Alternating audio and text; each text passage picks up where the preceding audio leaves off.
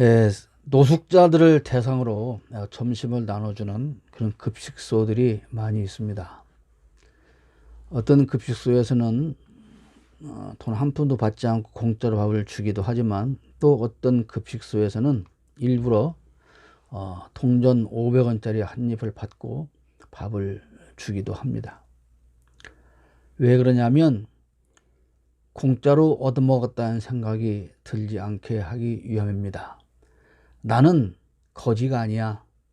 나 그저 얻어먹은 거 아니야. 나 당당히 500원 내고 밥 사 먹는 거야. 이렇게 자부하게 하려는 생각에 의해서 생각 깊은 사람들이 그렇게 500원을 받고 밥을 주는 것이지요.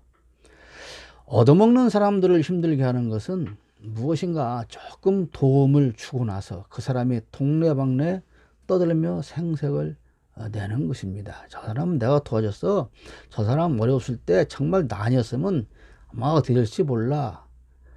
그렇게 떠들고 다니는 것이 도움을 혹시 받았던 사람의 입장에서는 엄청 힘든 상처가 될 수가 있는 것입니다. 제가 오래전 성남에서 목회하던 시절에 1년에 2번씩 알뜰 시장을 개최해서 그 남은 수익금 전액을 이웃과 함께 나눌 때 벌어진 이야기입니다.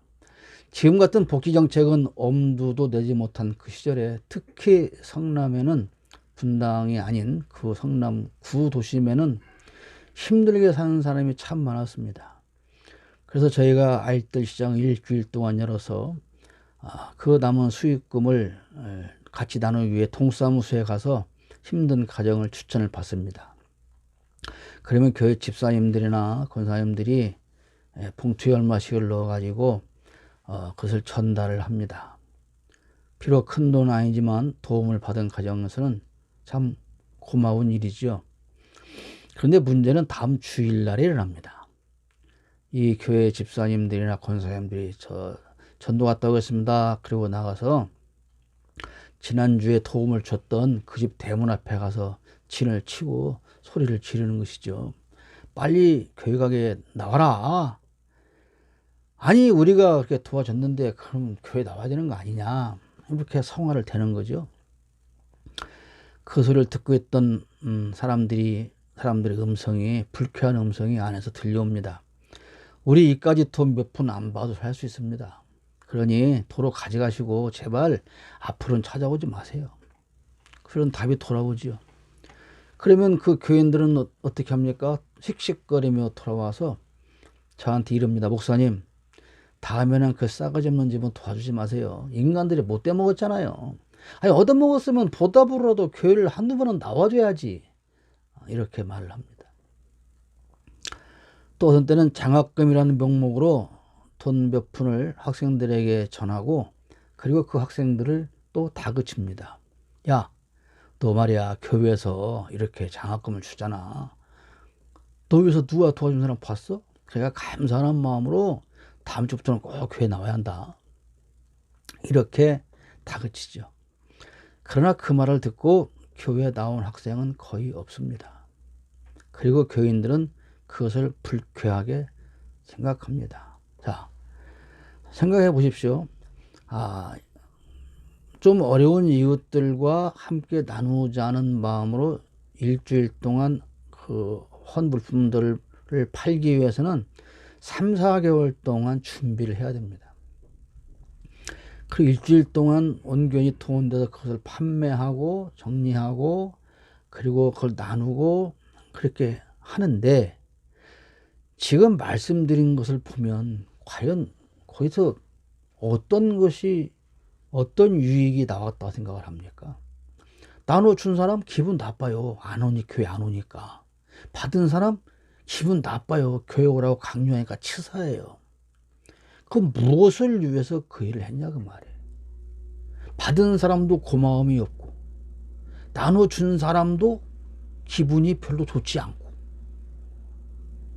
이게 큰 문제라는 사실이죠. 그뿐이 아닙니다. 좀 규모가 큰 이제 어떤 그런 교회에서는 1년에 또 한두 번씩 또는 분기별로 뭐 연말에 그 지역의 어려운 학생들을 모아서 장학금을 전달한다고 합니다. 그리고 예배 시간에 수백 명이 모인 그 예배 시간에 그 교회도 잘 안 다니는 그 아이들을 쭉 불러서 앞에 강단 앞에 세우고 줄을 세우고 요란하게 장학금 수여식을 하죠. 그렇게 앞에 서 있는 어린 학생들은 그러나 고마운 생각보다는 쪽팔린다, 빨리 끝나서 좀 나갔으면 좋겠다, 그런 생각을 가지고 있다는 것입니다. 내가 가진 것을 나눈다는 것은 힘든 일이죠. 아무나 나눌 수 있는 것은 아닙니다. 보통의 마음으로는 쉽게 나눔을 실천할 수 없습니다. 그러나 그보다 더 중요한 것이 있는데 그것은 나눔의 자세라고 하는 것입니다. 우월감을 가지고 아랫사람에게 은전을 베풀듯이 하는 나눔은 오히려 받는 사람에게 고마움보다는 상처를 줍니다. 누군가에게 뭔가를 해주면서 난 너를 사랑하기 때문에 이걸 주는 거야. 알았어? 내가 이걸 너한테 주는 것은 내가 너를 사랑하기 때문이야. 그러니까 너도 이것을 나한테 받았으면 너도 나를 사랑하기 위해서 뭔가를 잘 해야 돼. 이렇게 말한다면 그것은 사랑도 아니고 나눔도 아닙니다. 우리가 세상을 살아가면서 분노하고 화날 때가 언제입니까? 내가 너한테 어떻게 했는데, 응? 내가 너한테 어떻게 했는데 네가 감히 나한테 이럴 수 있어. 이 배신자야. 난 다시는 너를 도와주지 않을 거야. 우리가 그렇게 분노하고 화를 내는 것 아닙니까? 나눔의 자세가, 섬김의 자세가 부족하기 때문에 생기는 일입니다. 지난주에도 비슷한 말씀을 드리면서 잠깐 오병이어의 현장을 소개했습니다. 도시락을 제공한 어린이, 그리고 그 나눔에 동참해서 빵을 나누어주는 사람들을 소개했는데, 오늘은 이 오병이어 현장의 진짜 주인공이신 예수님 편에서 한번 생각을 해보고자 하는 것입니다. 자, 베레스다 그 언덕에 약 5,000명이나 되는 군중이 모였습니다. 물론 좀 해석에 따라 다르긴 하지만 남자만 5,000명이다 이런 경우도 있고 그럽니다. 아무튼 엄청난 사람들이 모였습니다. 그런데 중요한 것은 거기에 그렇게 많이 모인 사람들이 예수님을 열렬히 따르는 그런 사람들이었냐? 그렇지 않다는 거예요.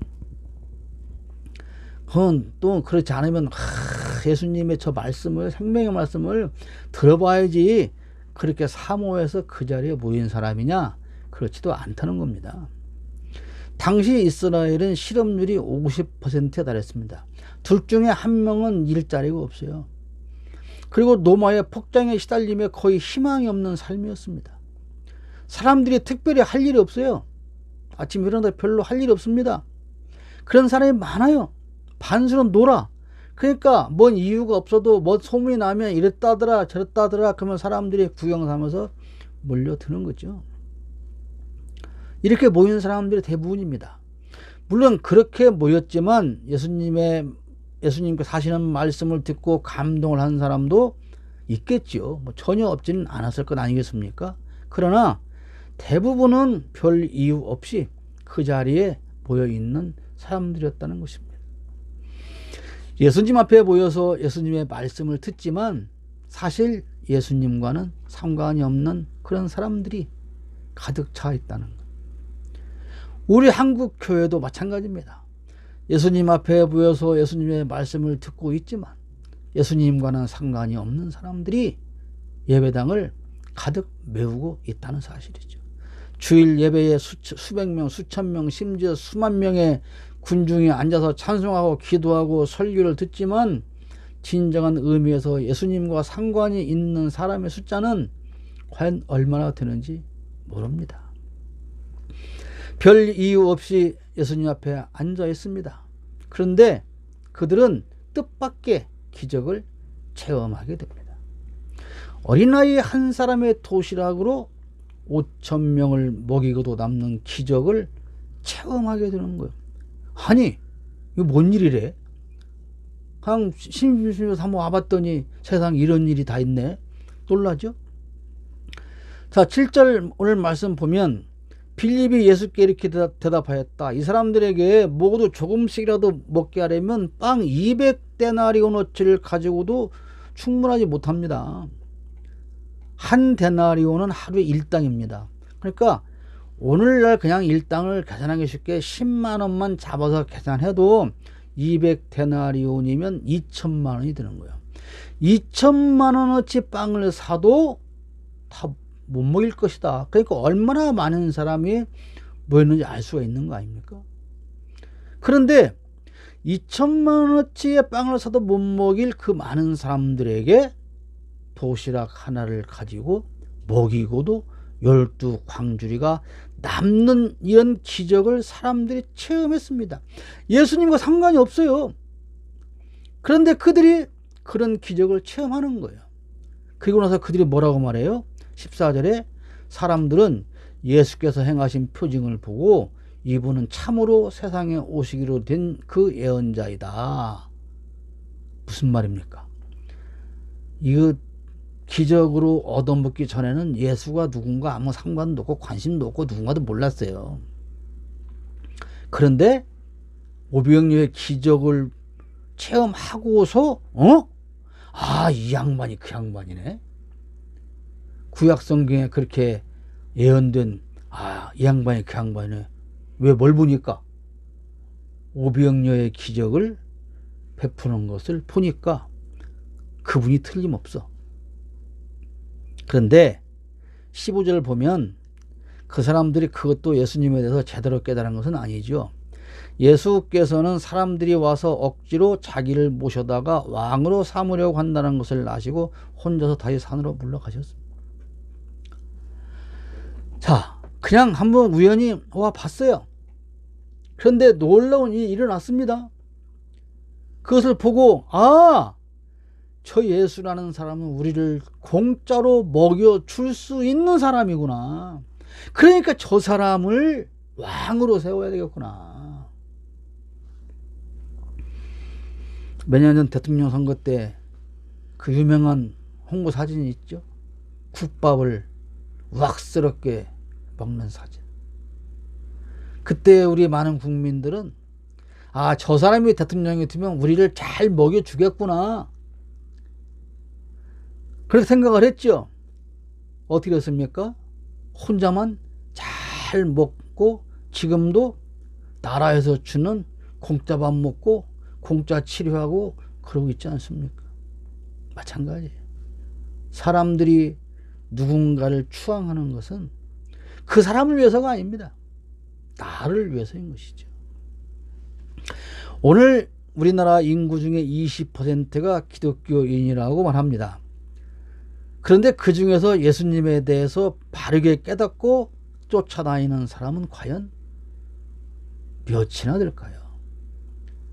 그렇게 사람들이 너무 교회가 많다고 하는 그렇게 많은 교회 안에 과연 예수님이 구주라고 하는 사실을 제대로 알고 깨닫고 찾아다니는 사람은 몇 명이나 될까? 그런 말입니다. 수많은 교인이 이리저리 몰려다닙니다. 예수와는 상관도 없는 사람들이 자신의 이득을 챙기기 위해서 대형교회로 몰려듭니다. 만약에 말이죠. 자, 오병이어를 오늘 체험을 했어요. 5,000명을 먹었어요. 그런데 사람들 소문이 5,000명? 저쪽에서 5만 명 먹었대. 뭔 소리야. 그래 못하겠어요. 그러면 이 사람 잡아서 왕 세우면 안 되겠네? 저 사람 세워야 되겠네. 5만 명째 세워야지. 그럴 거 아니겠냐 그 말. 그렇게 몰려다니는 거예요. 저 교회 가면 은혜가 더 많이 받는데 저 교회가 목사 더 설교 훌륭하대. 그래서 몰려다니는 거죠. 예수와는 상관도 없는 사람들이 자신의 이득을 챙기기 위해서 대형교회로 몰려듭니다. 정치인이 정치적인 이득을 챙기기 위해서 대형교회로 몰려듭니다. 남들이 알아주지 않는 작은 교회에서 신앙생활을 한다면 자기의 존재가 드러나지 않아요. 그렇기 때문에 큰 교회로 갑니다. 그리고 목사는 그것을 이용해서 자기 자랑을 합니다. 우리 교회는 유명한 그분이 오십니다. 유명한 그 권력자가 집사님입니다. 유명한 그 기업인이 장로님입니다. 그 유명한 교수 학자가 우리 교회 뭡니다. 그 자랑하는 밑바닥에는 뭐가 있습니까? 왜 그렇게 훌륭한 사람들이 우리 교회에 옵니까? 결국은 내가 훌륭한 목회자이기 때문에 그런 것 아니겠습니까? 그 말을 하고 싶은 것이죠. 또 믿음이 좋다는 사람들은 자신이 체험한 기적과 은혜와 은사를 자랑하는 일로 바쁘게 삽니다. 자, 우연히 예수님께서 강론하시는 그 언덕에 찾아갔어요. 거기 앉아있다가 별 생각 없이 앉아있었는데 세상의 기적의 현장에서 빵을 얻어 먹었습니다. 와, 신나는 일이에요. 신나는 일. 그러니까 이 사람이 오만에 다니면서 내가 말이야 어떤 사람인 줄 알아? 내가 그 예수라는 사람이 강론한 데 가서 그 500녀의 기적을 베푼 내가 그 빵을 얻어 먹은 사람이야. 야, 내가 얼마나 대단해. 너 그거 먹어봤어? 너 그 빵 먹어봤어? 내가 이런 사람이라니까? 그러고 다니는 것과 다른 게 없다는 거예요. 내가 천국을 보고 왔다니까? 내가 이런 사람이야. 내가 기도했더니 어떤 사람이 나섰다니까? 내가 이런 사람이야. 내가 말이야. 내가 꿈에서 예수님을 만났다니까? 아니, 예수님, 내 기도했는데 이렇게 하라고 했더니 실제 그게 이루어졌다니까? 그것을 평생을 자랑하고 다니는 것과 이 500여 기적의 현장에서 빵 얻어먹은 걸 자랑하는 것과 무엇이 다르냐 그 말입니다. 얻어먹은 거 무슨 의미가 있어요? 빵 얻어먹은 거 그 이상의 의미가 없는 거예요. 내가 은사를 개인이 체험한 거 그 이상의 의미가 없는 거예요. 내가 받은 은혜나 은사는 분명히 중요합니다. 그런데 그보다 더 중요한 것은 그 받은 은혜와 은사를 통해서 내가 예수님을 제대로 깨닫게 되었느냐 이겁니다. 은사를 체험하고 나서 어떤 사람은 예수님이 어떤 분입니까? 그분은 예수님은 귀신 쫓는 사람, 귀신 쫓아. 예수님은 귀신 쫓아줘. 또 어떤 사람은 예수님 밥을 안 굶겨 밥을. 예수 믿어봐 절대 밥을 안 굶어. 예수는 우리에게 밥 먹여주는 사람. 또 어떤 사람은 예수 믿으면 병 고쳐. 코로나 이런 거 안 걸려. 예수는 그런 사람이야. 예수 믿어야 돼. 그래야 병 안 걸리고 죽을 뻔 걸려도 나을 수 있어. 그러니까 예수 믿어야 돼. 또 어떤 사람은 나 말이야. 내가 버스 타고 가다가 버스에 굴러가지고 다 죽었어. 나 혼자 살았어. 예수 믿으면 이런다니까. 그래 이런 예수를 믿어야 돼. 그렇게 생각하는 거죠. 장님들이 코끼리 만져보고 설명하는 거 똑같은 거예요. 다리 만져본 사람, 코 만져본 사람, 몸통 만져본 사람, 코끼리를 부분적으로 설명하는 거 똑같은 거예요. 500여의 기적을 체험하고 자신을 위해서 억지로 예수님을 잡아다가 왕으로 세우려고 하는 그 사람들과 사실은 다른 게 없다는 사실이죠. 그것이 중요한 게 아닙니다.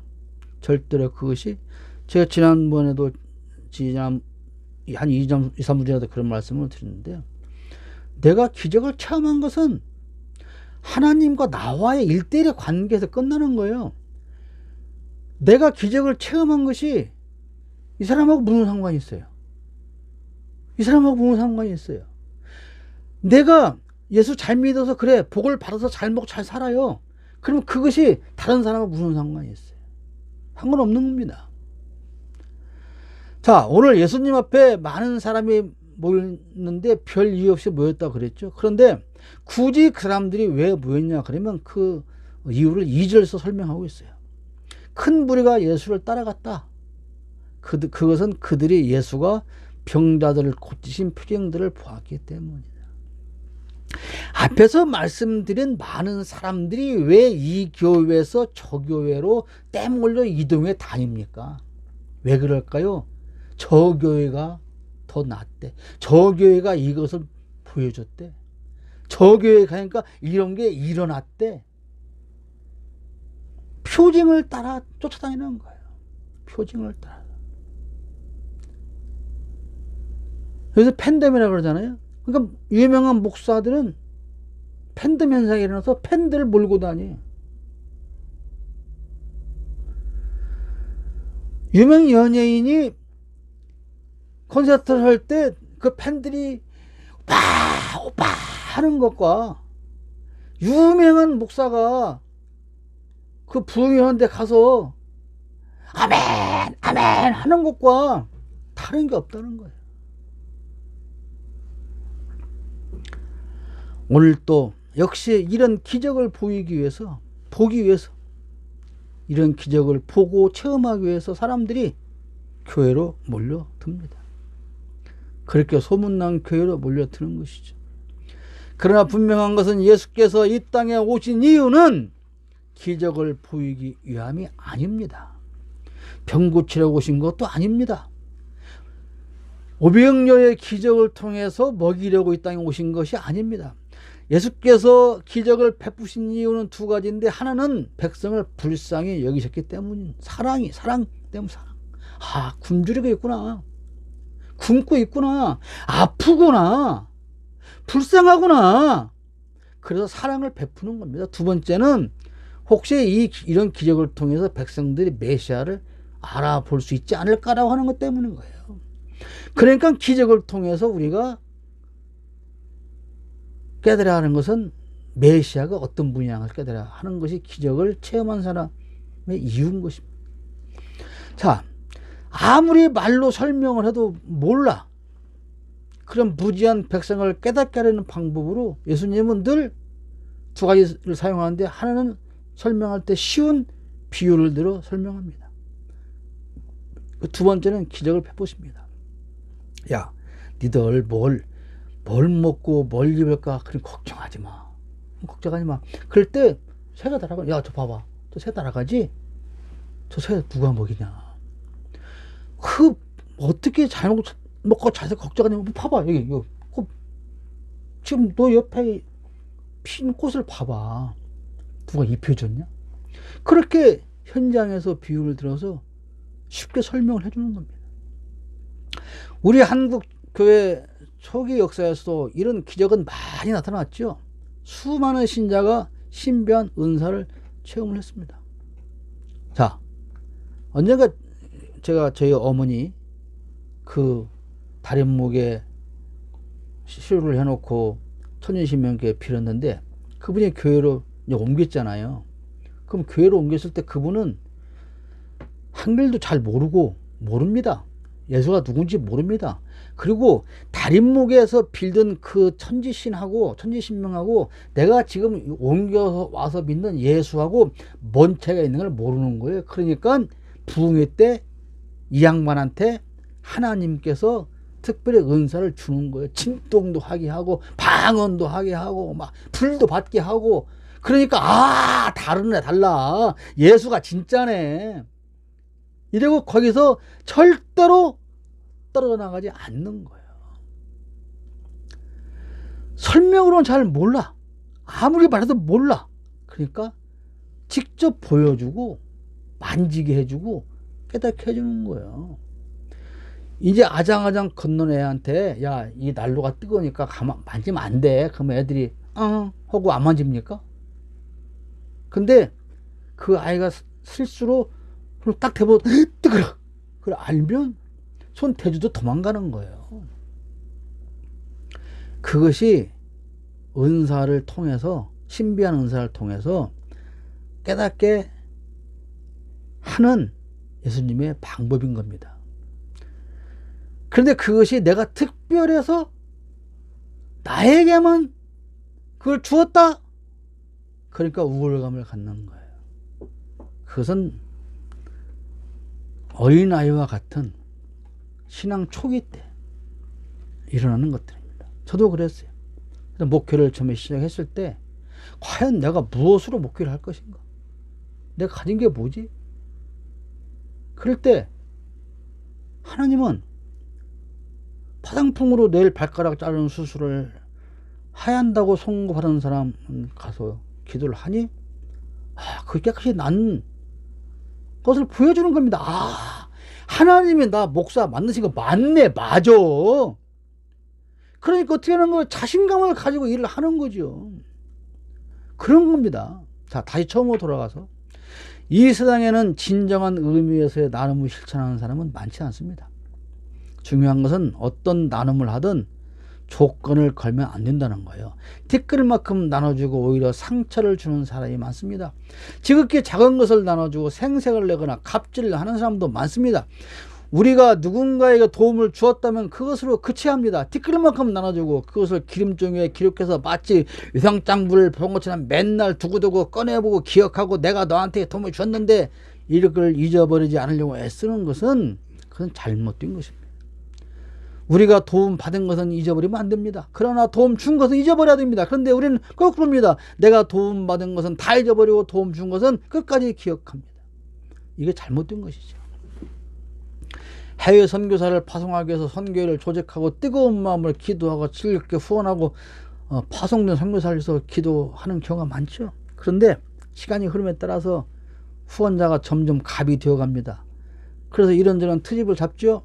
아니 과연 제대로 선교는 하는 거야? 아니 우리가 이렇게 피땀 흘려서 모아준 그 후원금은 제대로 잘 사용하는 거야? 지나면 배불리 잘 먹고 여행 다니고 그런 거 아니야? 왜 선교복을 제대로 안 넣는 거야? 왜 회계복을 제대로 안 넣는 거야? 아니야 이거 도리 아무도 믿을 수가 없어. 현재 가서 한번 봐야 돼. 그런 사람들이 꼭 생기게 돼 있어요. 그리고는 못 참고 수백만 원씩 들여서 현지 조사를 다녀와. 그리고 그것으로 그치면 그것도 괜찮은데 후원하는 것을 갑자기 중단해 버립니다. 이제 여기 주지 맙시다. 이런 갑질을 하면 그 후원자를 믿고 외국에서 자기를 희생하고 헌신하며 선교에 전념하던 선교사들이 일을 할 수가 없는 거 아닙니까? 후원금을 받은 선교사들이 그 돈으로 현지에서 땅을 사서 투기를 했거나 범죄하는 일에 사용하지 않는 한 그 돈을 생활비로 쓰든 자녀 교육비로 쓰든 자동차 운행비로 쓰든 그것은 상관하면 안 되는 것입니다. 눈꽃만큼 나누고 갑질하는 그런 일은 반드시 사라져야 돼요. 예수님은 기적을 베풀어서 5,000명을 먹여주셨습니다. 오늘 제가 드리고 싶은 말씀 바로 이거예요. 그러 예수님은 그러나 그 5,000명에게 아무런 조건도 제시하지 않았다는 거예요. 자 오늘도 제 얘기입니다. 아마 제가 예수님이라면 그랬을 거예요. 다 먹은 다음에 여러분 어떠십니까? 배불리 먹었지요? 할렐루야 아멘 그럴 거 아닙니까? 오늘 내가 여러분에게 공짜로 빵을 제공해서 여러분 배부르게 먹었지 않습니까? 예. 그러면 이제 어떻게 해야 됩니까? 여러분은 나를 따라와야죠. 내가 조금 있으면 십자가를 지게 됩니다. 그때 당신들이 와서 다 내 대신 십자가를 져야 합니다. 로마 군병들이 나를 잡으러 오면 그때 당신들이 하다못해 뭐라도 들고 나와서 그 로마 군병들이 나를 못 잡아가도록 나를 막고 보호해야 됩니다. 세상에 공짜는 없습니다, 여러분. 내가 오늘 빵 하다 먹은 여러분 명단 내가 다 기록해 놨어요. 두고 볼 거예요. 아마 나 같으면 그럴 거예요. 그러지 않겠어요? 그런데 예수님은 공짜 밥 먹은 사람들을 자기 편으로 한 명도 만들지 않았어요. 만들려고 하지도 않았어요. 그리고 자기를 자랑하지도 않고 내세우지도 않았어요. 그리고 자기를 왕으로 세우려 하는 사람들을 피해서 홀로 산으로 가셨다고 15절에 앞에 읽어드렸던 것처럼 기록되어 있습니다. 왜 산으로 가셨을까요? 거기에 대한 답은 기록되지 않았습니다. 그러나 예수님은 늘 밤에 산에 가서 기도하셨다고 성경은 증거합니다. 오늘 이 기적을 베풀고 사람들이 억지로 왕으로 세우려 하는 그 혼란함 속에서 홀로 떠나서 산에 가서 예수님은 어떤 기도를 하셨을까요? 아마 그랬을 거예요. 나를 내세우면 안 된다. 나는 묵묵히 하나님이 시키신 일만 묵묵히 감당할 수 있는 사람이 되어야 한다. 하나님 앞으로도 이렇게 사명만 묵묵히 감당하게 도와주십시오. 혹시 그런 기도를 하시지 않았을까? 저는 그렇게 생각을 해봅니다. 나눔은 전도를 하기 위한 전제가 아닙니다. 나눔은 교회로 사람들이 이끌어 오기 위한 조건이 아닙니다. 누군가 힘들어 하기에 나누어 주는 것이고, 누군가 불쌍하기 때문에 주는 것이고, 누군가 슬퍼하기에 우리는 위로하는 것이고, 누군가 낙심하기에 격려하는 것뿐입니다. 그렇게 했으면 거기서 그것으로 끝나야 합니다. 줬으면 준 것으로 끝나야 합니다. 묻지도 말고 따지지도 말고 주려면 그냥 주어야 합니다. 우리가 하는 일에 우리가 이렇게 좋은 일을 합니다. 그러니 여러분도 동참해 주세요. 그렇게 하기 위해서 홍보하는 것과 나는 이런 사람이야 라고 자랑하는 것은 근본적으로 차원이 다른 것입니다. 우리 청목 공동체도 항상 이것을 우리가 기억해야 됩니다. 내 걸 주는 게 아닙니다. 하나님 것을 그냥 전달해 주는 것입니다. 500여의 기적은 예수님이 베푸신 것이지 제자가 베푼 것이 아닙니다. 그런데 나누어 주는 제자가 야 봐봐 이거 내가 주는 거예요. 이 빵 내가 주는 거다. 그런 오류를 범하면 안 되는 것입니다. 예수님이 우리에게 그냥 주신 것처럼 우리도 그래야 합니다. 그것이 자기 십자가를 지고 주님의 뒤를 따르는 것입니다.